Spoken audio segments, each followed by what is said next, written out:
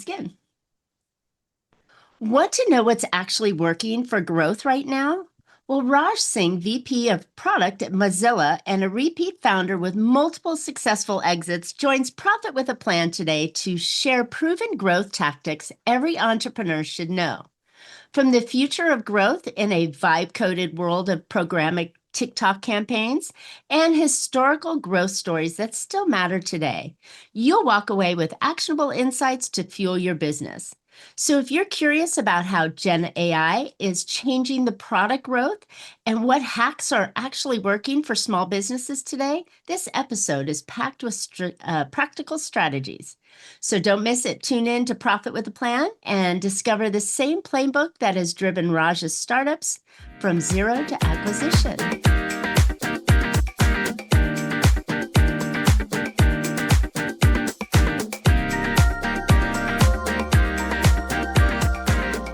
Hey entrepreneurs, are you working too hard for too little profit? Well, welcome to Profit with a Plan podcast, where we help you scale smarter, increase profitability, and build a business that's worth more, whether you keep it or sell it. I'm Marcia Riner, business growth strategist and the profit booster behind Infinite Profit. I've helped countless entrepreneurs to turn their businesses into highly profitable and sale-ready assets, so they enjoy more income now and a bigger payday later. So join me for practical strategies, expert insights, and proven steps to make your business more profitable, more valuable, and built to last. By the way, today's episode is sponsored by Infinite Profit, where we don't just talk profit, we deliver it. But before we dive in, I've got something special for you. If you're tired of flat revenue or marketing that just doesn't pay off, the new Profit Booster Growth Map might be for you. In just a few minutes, it'll show you exactly how to bring in more qualified clients and plug the profit leaks that are eating away at your cash. Get your growth map now at profitbooster.biz and start turning missed revenues into real money. All right, let's jump into today's episode. Raj Singh is the VP of Product at Mozilla. He's also a VIP, where he leads the new 0 to 1 product for small businesses. He joined Mozilla in 2022 through the acquisition of his startup, Pulse, which built AI meeting summarization models. A repeat founder, Raj was the co-founder and CEO of Tempo AI, a smart calendar Salesforce, and co-founded All the Cooks, the largest recipe community for Android, before it was acquired by CookPad. He also served as the VP of Business Development at Skyfire and a mobile browser acquired by Opera. And he has launched and exited several startups in consumer tech. Wow, quite a resume there. He regularly writes about AI, product management, and growth, and is based in the Bay Area with a degree in computer engineering from Cal Poly, San Luis Obispo. Welcome, Raj. I'm so excited to have you on the podcast. Thank you, Marcia. Looking forward to conversation. Yeah, so great. I mean, AI seems like, for a lot of us people out there that it just happened like in 2021, right? We're all wrong with that. We know AI has been around since, filling in the 80s with all the great stuff that it did. But what was really attractive for you to get into that space? I've been doing, I guess, some form of AI things for a long time. So people think of AI, they think of maybe the last 2 years, and there's always this has been with every sector, whether it's mobile or whether it's like location or whether it's cloud, SaaS, on demand, etc. It's like, is this the year of AI? Is this the year of mobile, right? It's something people used to always ask. I remember when mobile first came out, is this the year of mobile? Right. I remember the brick phone. So, okay, Sure. I'm dating myself, but yeah. Yeah. And, I was trying to do computer vision photo categorization in 2004, 2003 timeframe, which obviously is now like standard experience, iPhone and Google Cloud, etc.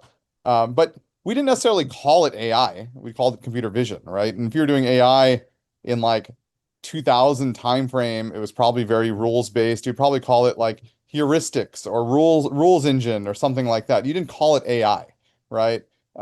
Later in 2009, 2010, I was doing semantic analysis type work.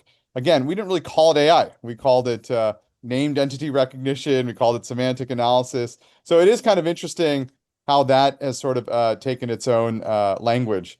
Um, uh, I guess my approach has always been build stuff that I need to fix for myself, and then Fix your figure own out what, problems. yeah, and then figure out what was the best tech to make it work. And sometimes that's using AI or not. Now, obviously, the hot word is AI. For what it's worth, I was actually the first .ai domain in 2011, and I have a great story about that 2010 timeframe where I had to literally call the Anguilla Islands because they didn't allow third-party domain registrations for .ai, and they Oh, set how up funny. a DNS server to enable this for me in a room in a library. And now Get out of obviously it's here. become like part of their industry, like because .ai is just such a big domain registrar. Wow, that's funny. Yeah, it does make sense. .com is US, you got .co, and then you've got, AUS. I mean, you've got all the countries that base their domain registrations, but I didn't even think of AI being an island. Yeah, no, yeah, it's Are funny. they making money off of it? At that time, you could only have there was only government sites with Anguilla.ai domains because nobody, I mean, oh, well, I shouldn't say nobody visits Anguilla Islands. It's just it's a small country or small region. I'm not sure. I'm not. Don't quote me on that. And so in any case, I remember calling them, spending a bunch of time on the phone, and then they set this up. It took like a week, and then all of a sudden we had the first .ai domain, and then it sort of was very low popularity at the time. I mean, I probably should have done a lot more domain squatting. But it Right? really took off like 2014, 2015 timeframe. Wow, that's fantastic. That's fantastic. Okay, so when we're talking about AI today, I mean, like you mentioned 1,000 times, it's a super hot word right now, and people are using it and in it. But how does it really, I guess the basis of this conversation is really how does it factor into the growth of the company, right? I know that there's so many different areas we can focus on, but where do you think is the most important impact that AI drives? So I think when you're thinking about growth, historically, like if you think of a growth team, right? So you build a product, organizations will sometimes create a growth team. This growth team is doing multiple things. They might be doing SEO, they might be doing programmatic content, they might be doing drip campaigns, they might be doing cold email outreach, you name it, right? The whole sort of laundry list of different tactics. Historically, like each of these tactics, whether it's lifecycle marketing, whether it's like inside sales, like AI SDR stuff, or like a programmatic SDR stuff, whether it's content marketing, they were like almost different teams. They'd be like one person would be managing a copywriting team, putting together, looking at people's competitor site maps, drafting content, publishing that out to a blog. Another team would be buying lead lists, qualifying them at some level, doing cold email outreach, designing that sort of drip campaign. I think what's interesting now is the fact that we can do this ourselves. Like a single person in a growth team can use vibe coding and build automation internally where they can almost automate a lot of this. And the scale that's being created now is insane. Whereas previously this may have required multiple people because a lot of it is operations and execution. It's not actually like core engineering, right? And it's interesting. There's even, growth in many ways became like growth engineering.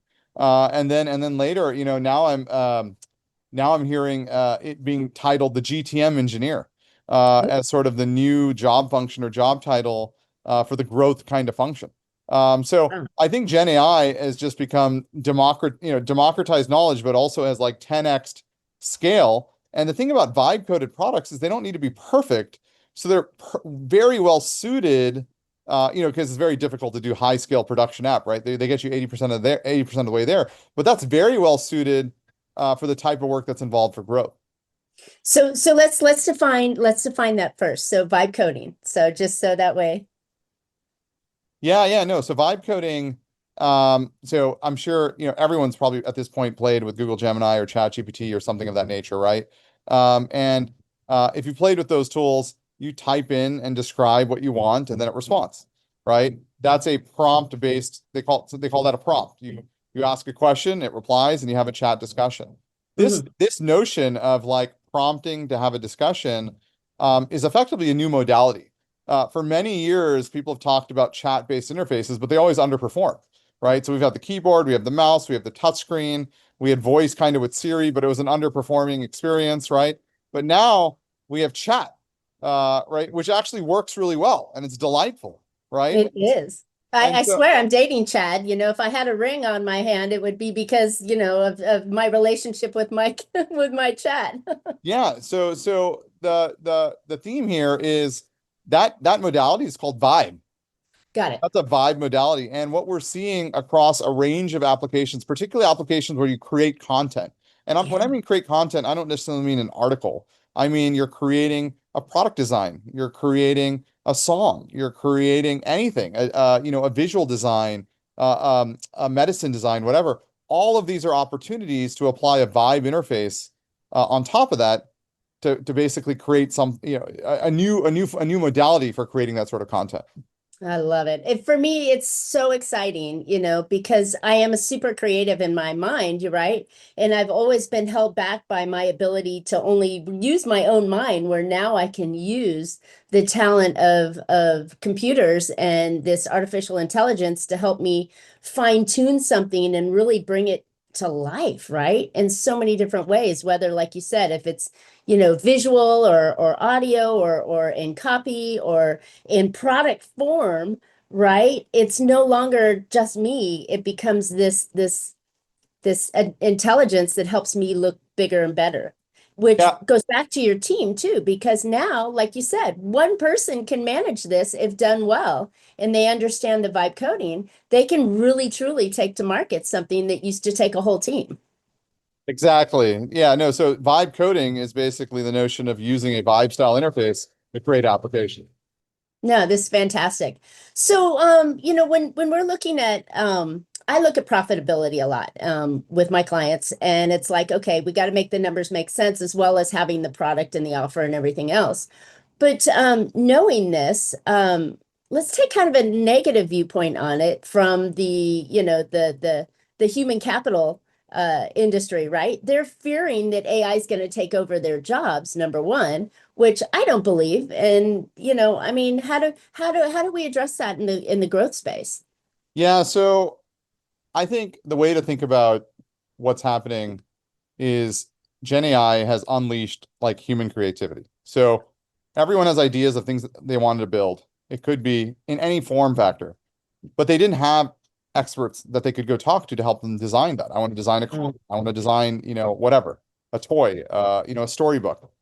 Gen AI has democratized all this sort of fractional expertise. What we're seeing in organizations now is individuals are just their productivity is being boosted, on the orders of like 2x to 10x, right? Depending on the function. So much of the work that you do, depending on your role, is blocked by certain fractional expertise that you need to speak with. And those fractional expertise, you have them in the organization, but it may require setting up a meeting. It may require communication offline in different hours, whatnot, right?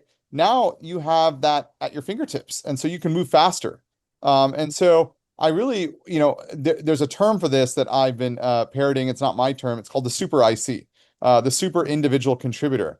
And the Ooh, I notion like that. is, we're all sort of becoming ICs, but now we need to become super ICs. And the objective of a super IC is to effectively replace our low leverage work with Gen AI so we can focus on high leverage things, right? We become the conductor or the tastemaker, but not the person who necessarily is doing the operational execution. We're outsourcing that to Gen AI. My perspective on this question regarding, how is this going to impact the labor market? The tech sector in particular, where I work, has always been very hyperbolic. They tend to look in the most extreme scenario. So everybody's going to be replaced, right? I'm not in that bucket at all. The way I look at this is Gen AI is massively boosting productivity, and so companies are going to aspire to be even larger. They're no longer chasing billion-dollar outcomes; they're chasing trillion-dollar outcomes. Wow. You start having that sort of perspective, they're going to hire more. Where I would be concerned is not Gen AI replacing humans, it's replacing the humans that aren't using Gen AI in their work. Exactly. Exactly. You can take this back to, the automotive industry, right? Where they're working on a line and they're building, so you needed to have someone screw in the lug nut, right? Well, now you've got computers that do it, and you need people to manage and watch the computers that do it, right? So if you're not retooling and getting on board with this, then you're going to be left behind. And I think there's always going to be a space for those that actually have to do manual labor and physical stuff or tactical stuff that requires a human, touch. But I think that, like you said, this super IC that we're developing is so exciting. For me, it's just lit me up over the past couple years with the creativity that I can do, and I can help my clients that much more, and I can give my clients tools to help them be much more than they were before. So I love it as a growth platform, and I'm glad you didn't take it as a negative piece. But I know that there's a lot of naysayers out there going, you know they're gonna take over our job, right? I think even Tesla just announced that they got a robot that's gonna help you, around the house, right? And I'm like, oh my gosh, the AI movie with Will Smith is gonna is coming true. Yeah, no, I mean, Industrial Revolution, we had a lot of that. There's always the doomers and that sort of perspective, but my opinion has always been consistent here. This is just an accelerant. And so now the question is how we can leverage it to move faster. Right. And with the profitability of it, 2020, businesses were having to not work from their office and work from home. And that kind of environment created the opportunity to cut costs, right?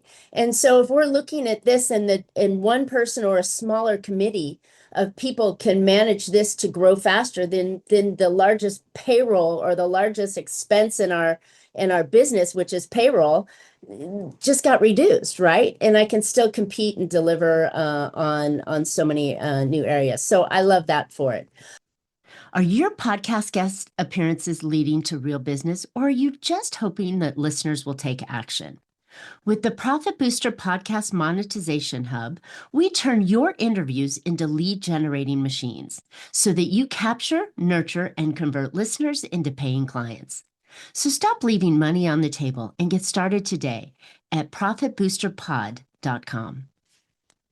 All right, so let's talk about some fun stuff. You have been in many, many different places, from cooking to creating software to creating all these neat things. Where do you think the new space for Gen AI is heading? Where do you think that like kind of new exciting place is going to be in products? Yeah, it's been really interesting. I'd say there's two trends that I think are really interesting looking at Gen AI.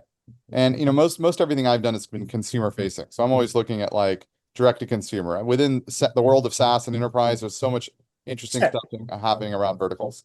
I think the first is around this whole notion of vibe that we talked about earlier. So imagine every creator experience on the web, every sort of application, whether you're doing an architectural diagram, whether you're doing a design, whether you're designing a landscape, fashion, whatever, now has a vibe modality, right? So that's one area we're seeing a lot of investment. We're also seeing just a number of startups emerging, particularly in very vertical applications, like using Gen AI to do HVAC planning in your house, right? Using Gen AI, used by, specialized contractors, right? So it's not just the vibe modality, it's the vibe modality, but you still have all the other workflows around it. I think the second bucket, for better or for worse, is more of a cultural phenomenon. And I think that's very much around people conversing with people.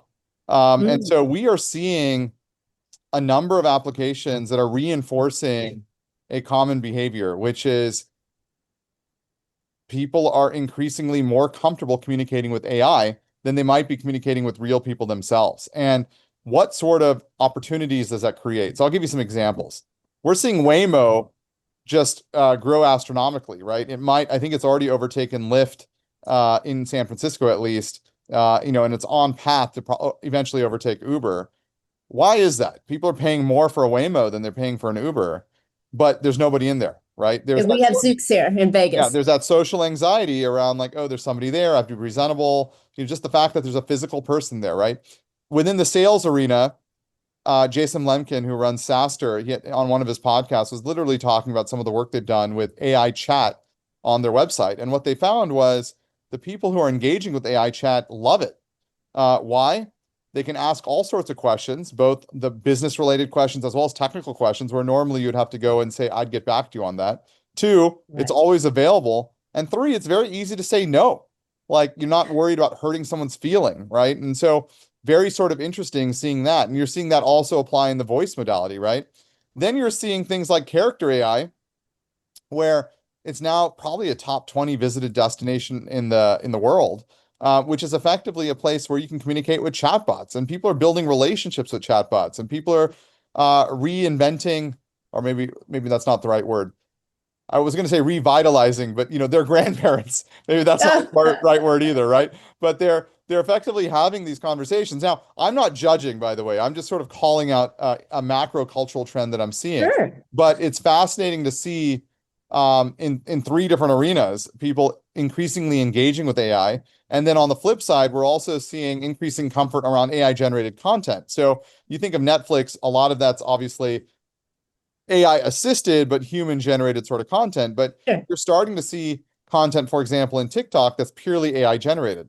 You're seeing Google adapt their algorithm where they used to previously penalize AI generated content. And now they're saying we're penalizing low quality content. So it could be AI Yeah. generated, but if it's high quality, it's okay because there's enough human content produced by human content farms overseas purely for trying to play the SEO game. They're actually really low quality. So it's very interesting watching this evolution.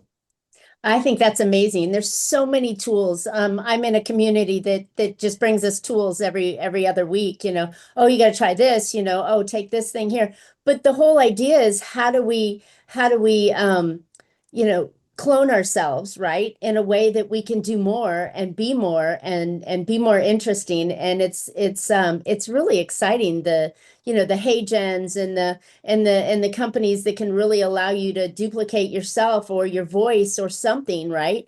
To act as an AI employee. So when someone's trolling your website at 2 in the morning because they're up with that, famous what keeps you awake at night problem, then your AI that you've trained and can answer that, and they get immediate questions and you don't lose them, right? The same with the HVAC company, have an opportunity to have AI be cloned as one of them to be able to take the call when they're out servicing a client, right? I mean, these kind of tools for me make complete sense because they're allowing us to be more in more places than we were before.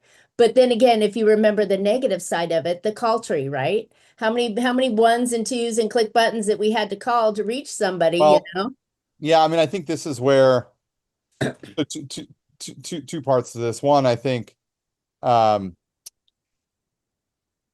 we're definitely seeing, I'm not in the camp that AI is fully replacing. I'm definitely in the camp that AI is there, but humans need to provide taste. Humans still need to provide judgment, I like sensibility, that. right? All that sort of stuff that's involved in product sense, right? They still need to have conviction. They still need to have a perspective. They still need to have a design sense, right? AI is there giving you feedback and it's helping you accelerate. And in many ways, it's helping you with probably one of the most critical things is it's helping you ask the right questions, right? But you still have to communicate. You still have to gather the herd. You still have to bring consensus. You still have to pull it together. And AI can become your fractional execution partner, but there's still places you're involved, and it'll improve.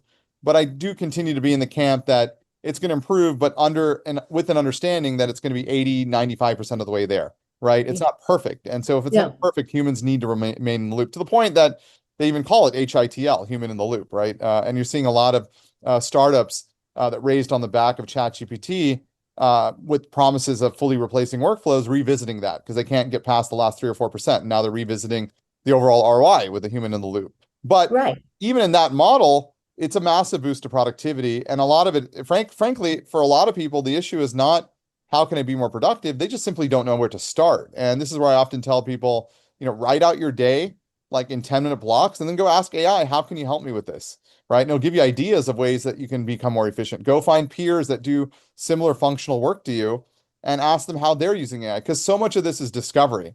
And as It you is. discover, you'll have a better sense. But yeah, so I'm definitely not in that camp. But your comment about having your AI concierge answer your calls and capture the lead for you. Interestingly, one of the products we haven't launched that I do manage is that exact product. It's called Penciled. It hasn't launched yet.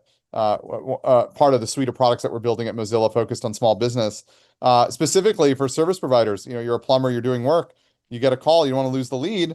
Talk to my AI assistant. Sure. Let me answer questions. What do you have? Oh, if it's this, have you turned off the water at the street corner, right?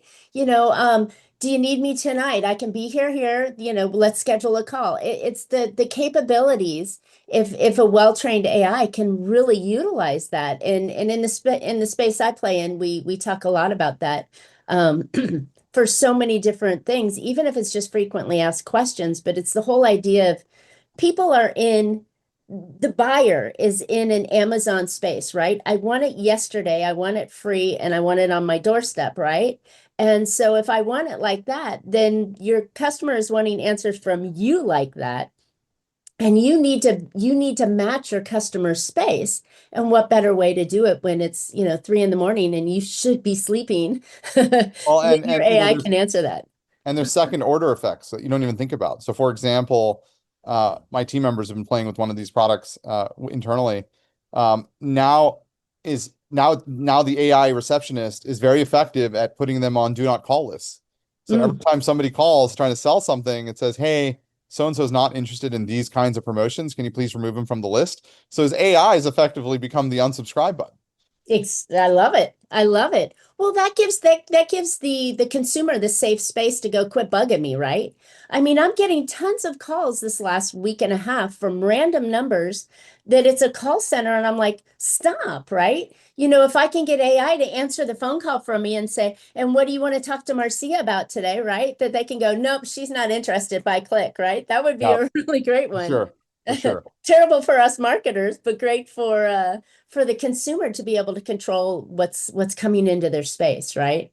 Lots of ideas that we can do and train, and that's why it's so darn exciting for me.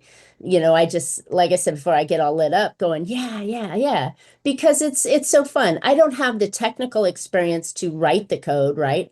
Or develop the things that you do, but gosh, I've been able to write some code by just asking GPT, how can you write the code for me, right? To develop this software piece that I wanted to add to my website. And it's been amazing that I don't need to know how to do it now. And I then just that's need where to the know what vibe it answered. modality is really, really unlocking the human potential. Yeah, it's fantastic. So tell me, besides the idea of where Mozilla's going with the AI employee, what else is Mozilla doing that's interesting? We're doing a lot of interesting stuff. Obviously, the browser industry or space has been stagnant for many years. People didn't think of it as a competitive surface. And all of a Mhm. sudden, in the last 2, 3 years, with the emergence of ChatGPT and others, everyone's interested in browsers again. So it's been really interesting to watch, and we're like right in the middle of it. My teams in particular, and just given the focus of this podcast around growth, we're doing so many interesting tactics. I don't know if you've heard the term AEO or GEO around GEO, search yeah. engine optimization. Yeah, I mean, we now have what we've realized for a while, we were trying to figure this out, right? Everyone in the industry is trying to figure this out, like SEO versus GEO. And what we've concluded is they're distinctly different. Like Very. SEO is very much about high authority domains. GEO, we call it high authority UGC. So what we're finding is that LLMs are crawling these sites, but they don't really want to surface information from slop. So they don't want to surface information from AI generated content. So they prioritize data sources where it's most likely human authored. And so if you start thinking about that, what places on the internet have the moderation in place that most likely is human authored content? And that's why from a GEO perspective, it's more important to be on Reddit and on Wikipedia than it is to be on CNN and Forbes. Really? That is completely interesting. I never thought of that. And I didn't think that the AI discriminated against its own content, right? Of sort. Well, yeah, so AI is not using Google search rankings, right? So if you look at Google search rankings, they're very much based on high authority domains. So if you get inbounds from BBC and Sure. CBS and The Fox, whatever, backlinks you're and a high yeah. authority domain, right? But in GEO, the backlinks it's looking at are from affiliate sites where the reviews are probably most likely human. It's from Mm. review sites. It's from Wikipedia where there's a notability requirement to be listed. It's from Reddit. It's from Quora where it's most likely to be human authored versus AI authored. So it's very interesting seeing Mm. that delta. Interesting. Well, that could be a whole nother conversation of how you tap into those kind of platforms to be able to rank you on AI. Yeah, Because I I mean, mean, on that note, we're doing so many things with different tactics around driving growth. GEO, programmatic TikTok, programmatic blog, AI SDR. a lot of these former tactics that people used to use, as I mentioned at the top of our call, with humans, but now with AI. Mm. I love it. I love it. So yeah, that's always the interesting thing, to what used to be good yesterday is no longer good today. So you've got to constantly evolve with it. And I remember way back when you built a landing page and it was, yes, it took months to build and there it was done, right? And now it has to evolve like almost every other month or every month to be able to stay current with everything that you've got going in. And so the need for people in that space that can create and follow and track with the ideas that are coming at lightning speed that AI is bringing us, I think it's ever more important to align yourself with the right team for sure. Yeah, I mean, I think StatSig was reporting something like when it comes to landing pages, because they're that A/B testing platform, the large companies. So for a startup, A/B testing is a privileged position because you usually don't have the resources to do that test. It takes time to even get the results, and you have a limited runway, and you don't have enough of an audience where you can really validate out a cohort, right? Like I only Yeah. want to serve this version to 1-2%. But StatSig was saying something like there are large customers that are getting millions of, or almost billions of page views a month or whatnot. They're doing hundreds of homepage A/B tests a day. Wow.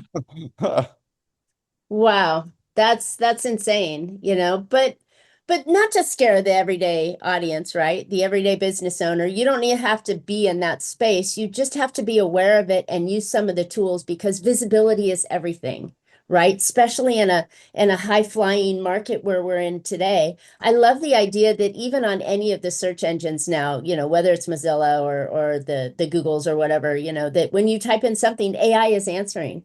And it's not even going through the ranking that it used to go in, and it's giving you answers or at least, something you can check into. But we need to learn how to participate so we can be found and seen by that space. And I think that's the purpose of this conversation. In order to grow, you need to be seen, you need to attract and repel, right? And you need to close and convert and make money on the bottom line. So to do all that, it all starts with the visibility. And if you're not using the AI to have your visibility in your marketing space or use it to manage your team, to make them more productive, then the bottom line is getting hit everywhere. And that's why I love this conversation on growth with you today. So Raj, you've been a wealth of information. Obviously, you've got just tremendous experience in the industry. Where can listeners find out more about you, about Mozilla, about the products that you guys are having in play that would help small business owners? Yeah, so I'm on X and Threads at Mobile Raj. You can find me there. I'm on LinkedIn, as you'd expect. And then, I manage new products for small business at Mozilla. So I'm going to shout out Solo, which is an AI website builder, solos.ai. That's definitely something they can definitely check out. And then Mozilla, of course, we make Firefox and we're doing a lot of interesting things. And we're probably, not probably, we are the most user-centric browsing experience. We're not here to monetize your data, so to speak, Thank you. like rules and whatnot. And so definitely a lot of great innovation happening there. So multiple touch points for myself and Mozilla. Love it. Love it. Well, as business owners, we need to look and we need to stay ahead of the curve. And when you can find partners like Mozilla that can actually help you grow your business and get the visibility without actually hurting your business at the same time, I think it's a great tool to look into. All right. Thanks so much for listening today. I hope you picked up a few valuable insights and actionable ideas that will help you make your business more profitable. But before we go, if you're ready to bring in more of the right customers and earn more or keep more of what you've earned, go grab a free Profit Booster Growth Map. And it pinpoints the top 3 moves that grow revenue and stop profit leaks fast. Go get it anytime at profitbooster.biz. And while you're at it, don't forget to subscribe if you don't want to miss future shows. You can always find Profit with a Plan on any of your favorite podcast platforms. We're looking forward to sharing more profitable strategies with you on next week's show. So until then, make your plans and profit with them. Thanks so much, Raj. Thank you, Marcia.